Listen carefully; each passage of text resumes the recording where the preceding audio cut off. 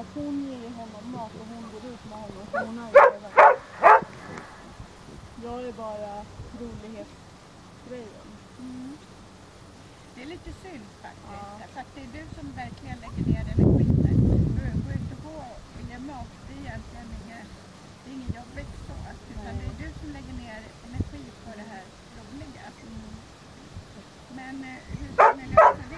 Ska du ge maten varje gång du är hemma då eller? Och så fick jag hemma så jag ger mat. Och sen så får jag börja gå ut med han mer. Och sen så är det inte bara där, vi måste ju träna massor med moment. För han tror ju att han är ledare med honom. Ja. Och jag vet att jag är ledare med honom. Och så vi har haft den där konflikten i 2 år. Men han är väl väldigt stark person? Han tror att han är ledare och den måste det bli en myt. Mm. Sen så där måste jag på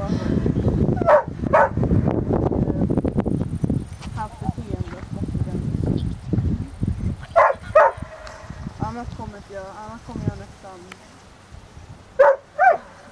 tappa lusten snart. Jag tycker inte det är kul när han håller på sådär. Nej. Jag blir mer bara ledsen och arg.